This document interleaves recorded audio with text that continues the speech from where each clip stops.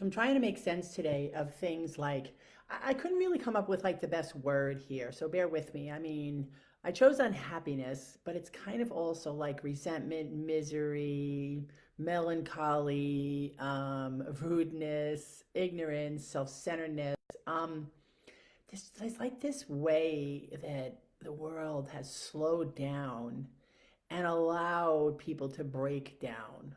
And it's funny because this is pervasive. It's not like and I'm thinking about everything from conversations that I've had when I've called a customer service agency to an experience I had in Starbucks to an interaction I had with a person.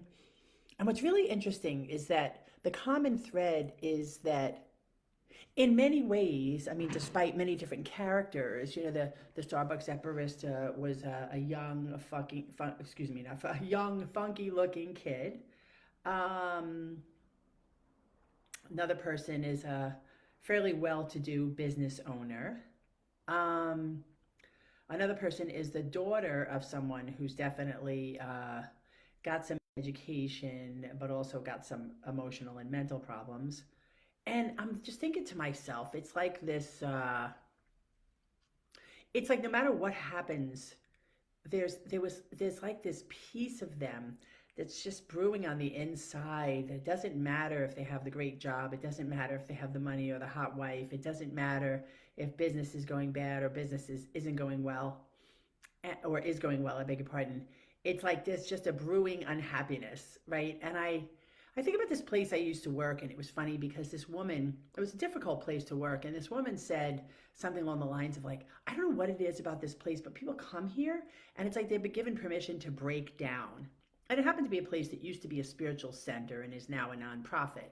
It's really funny because that really resonated with me, and I thought to myself, here's a helpful, healing place where people are, in effect, like really treating each other in manners that, I mean, I've never seen anything like this. I mean, it was really quite powerful. You know, uh, yeah, really harmful ways that were just disturbing to be around.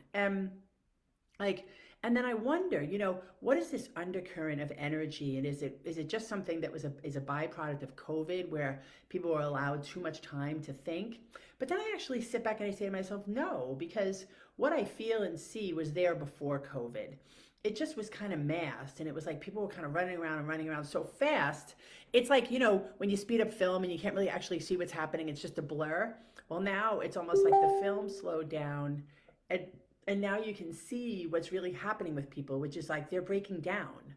And the problem with that, actually, that's not in and of itself a bad thing, because in order to rise up, in my interpretation of life and spiritual awakening, you have to be broken down.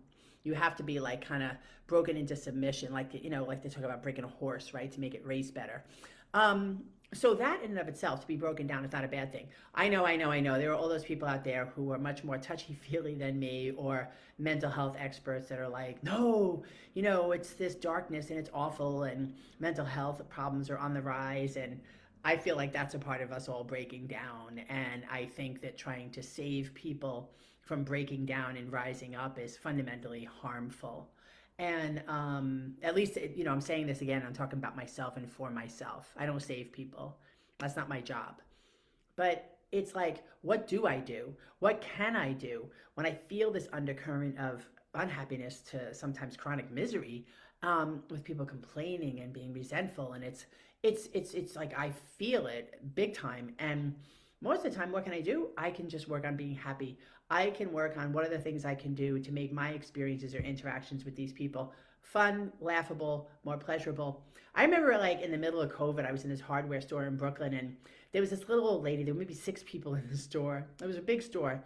And there was this little old lady roaming around, and you could tell she had this mask on. She didn't really know how to wear it, or didn't want to be wearing it, or whatever. And she came up to talk to me, and she was really, really close. And I didn't really mind, but that hadn't happened in a long time. And I remember thinking, oh my God, this is great. Someone who's willing to get a little intimate with me, someone who's willing to share some space and talk a little bit and engage. And I was so excited. And I think this feeling of this pervasive darkness that I keep experiencing is a part of people isolating, backing off and not really being present to themselves, not really living.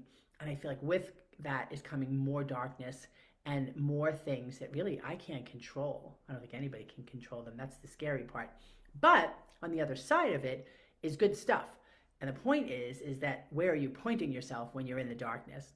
Towards more darkness or towards the light? And that's what's going to make the difference, right? Because there are definitely spiritual principles also at work, helping us master the darkness, helping us grow, helping us rise out of the ashes like a phoenix and become something greater as individuals and as humanity. So there you go. That's my thoughts on sharing unhappiness. And let's try and share a little bit more happiness. Maybe. All right. Maybe not. Thanks for spending time today.